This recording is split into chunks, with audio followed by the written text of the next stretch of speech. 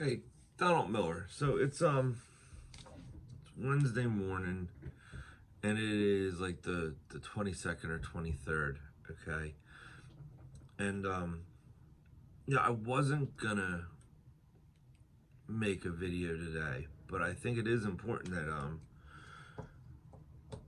it's your mentality, and this is I'm gonna get into mentality. Okay,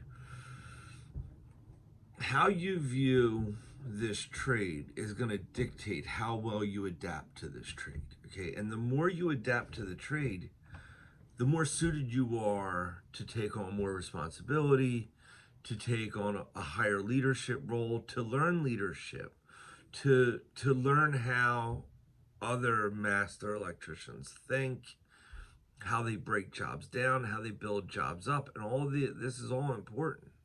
Okay, this week alone, I had an apprentice on a site, and I'm on site doing my rituals, like doing my site setup, doing all my checks and balances before I even look at the job, because it doesn't matter what the job is. Okay, if I'm not prepared for that job, what's the point?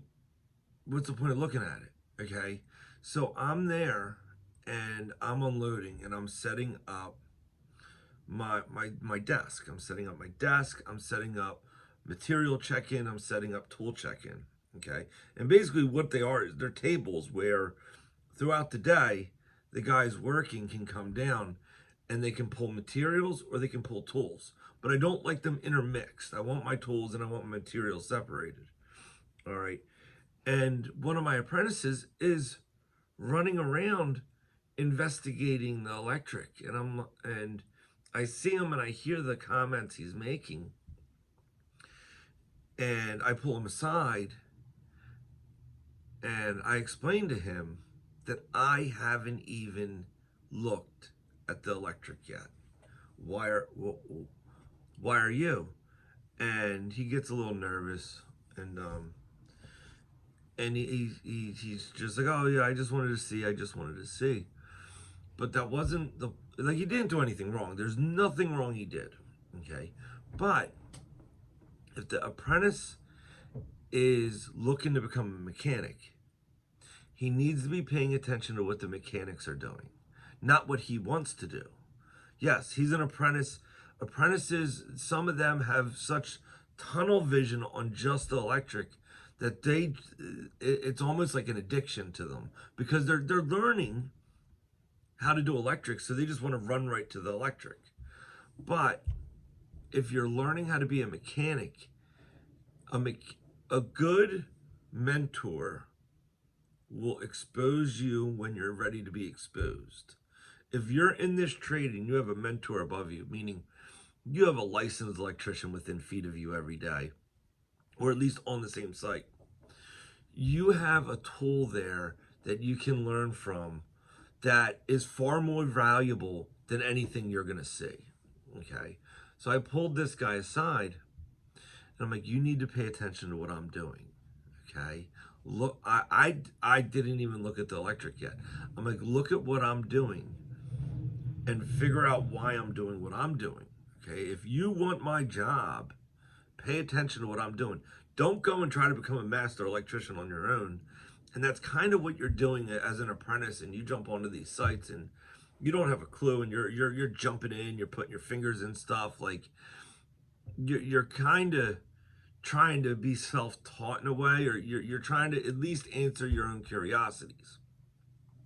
But if you're trying to be trained to be a mechanic, you need to be taught how to look at things. Okay, and this is what I mean by fundamentally, there's guys that are going to make, I don't know, $25 an hour in this trade.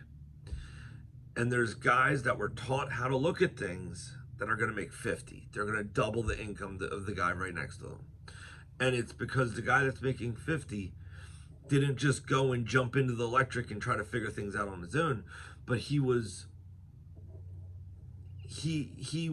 skilled and taught. He was molded in a way. Okay, and that's the one thing I have to say that if you are working underneath a mentor or a master electrician, okay, and he's willing to teach you, he can mold you into how you view a job, into how you view difficulties of the job, how you approach it, how do you approach materials. And guys that have never been molded, they figure it out. But if you have a master electrician showing you, you're starting at a different level and then you grow from there. And that's what's so important about having someone that's knowledgeable around you in this trade, is they can teach you how to see.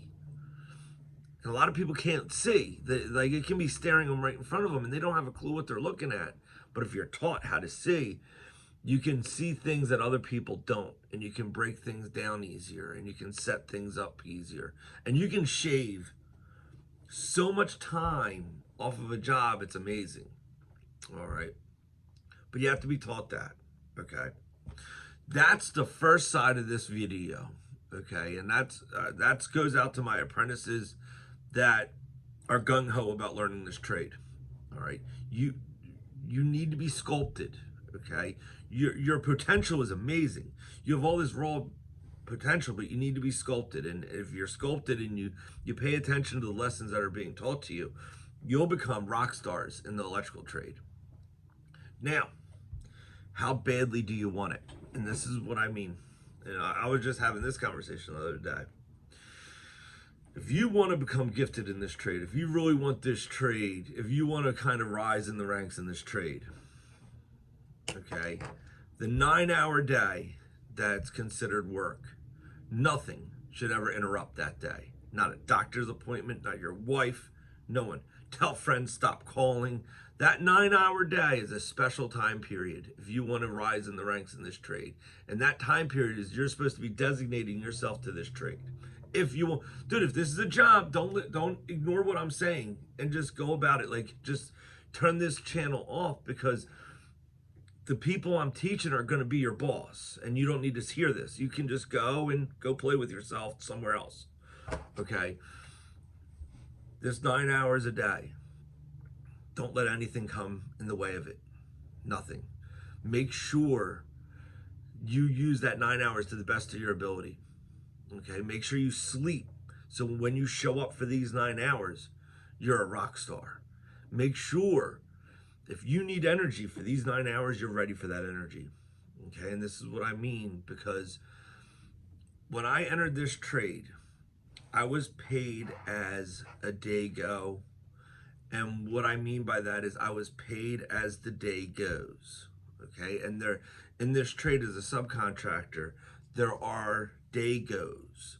Okay. And what it is like the Irish immigrant community. Okay. There's a lot of Masons that come over that are illegally here. There's a lot of people that come into the trade because there's a lot of cash in the trade to be made. Okay. And it is a cash business a lot of times. So you can get into these communities and you get paid for one day. One day. You have an opportunity to show that foreman, he'll pay you for one day. And if you're good, you'll get 2. If you're really good, you might get 3. Okay. So when you're trained in that manner, that you only have one day to make a good impression, you sleep differently, you eat differently, you drink differently, you conduct yourself on a site differently. You become the most efficient person possible, okay? And by doing so, that's how I was trained. I didn't have a union to support me when I was growing up, okay? My old man passed away when I was 19 years old, okay? I had no father figure. And by the time I had a mentor, that mentor basically was the only chance I had to be successful in this trade. So by all means, if I had a day's worth of work, I was going to do everything I could possibly do to get 2 days, then 3. And I did that for 2+ years. And because of that, that's how I was trained. And that's why I became as good as I became. All right. So you have to understand how you view this trade is going to dictate how successful you are in this trade. If you're just showing up and you don't like how someone talks to you, okay, and you go in the corner and you bite your tongue and you just play around all day long, you're going to get what you put into this trade. But if you have to survive and you only have one day of work, you're going to do everything you can for that 9 hours to see if you can get 18 hours, to see if you can get 27 hours. Okay? That level of determination is going to make you a far better mechanic than someone who's guaranteed a 40-hour work week. So when it comes to those 9 hours, if you want to rise in the ranks of this trade, make those 9 hours count to the best of your ability. Enjoy your Wednesday. God bless.